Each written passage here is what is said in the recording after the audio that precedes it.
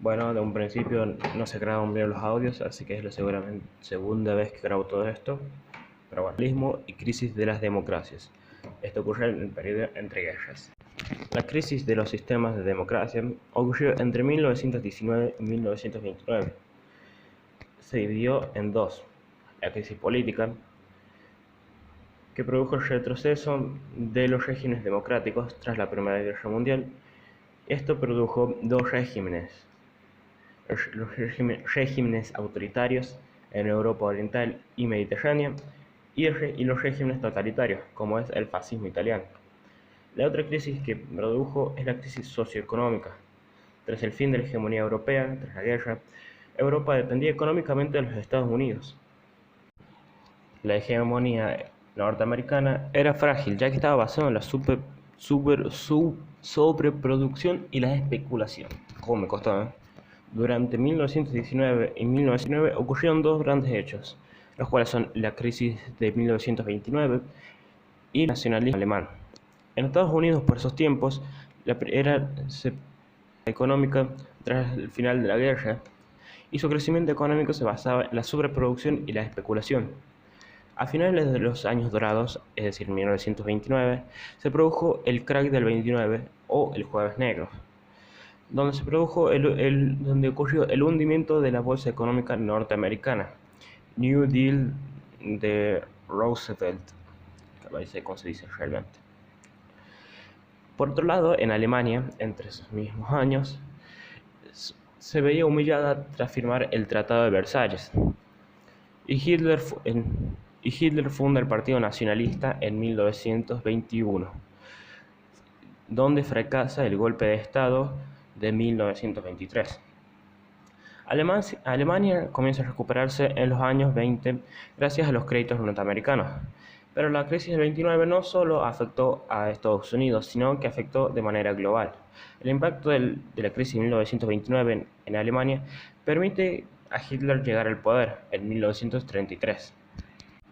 Antes de seguir hablando, veamos qué son los regímenes fascistas y cómo se produjo en esos años. La grave crisis económica y social en Europa tras la Primera Guerra Mundial propicia la aparición de los sistemas totalitarios y fascistas.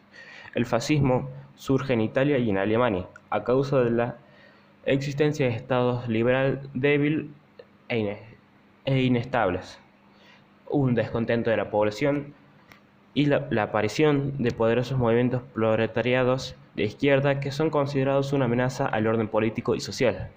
Además, sentimientos de nacionalismo contra las decisiones adoptadas por los tratados de paz, pérdidas que hablaban sobre la pérdida de territoriales e inmediaciones económicas.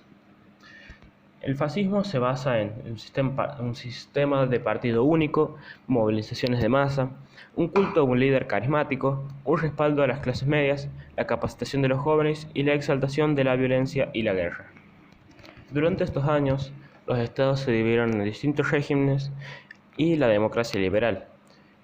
En la primera se encontraba Francia, Suiza, Luxemburgo, Bélgica, Países Bajos, Reino Unido, Dinamarca, Suecia, Noruega, Finlandia y Checoslovaquia. En el régimen en Unión Rusa, la ex Unión Soviética, la URSS. En el régimen fascista se encontraba, como ya vimos, Alemania e Italia.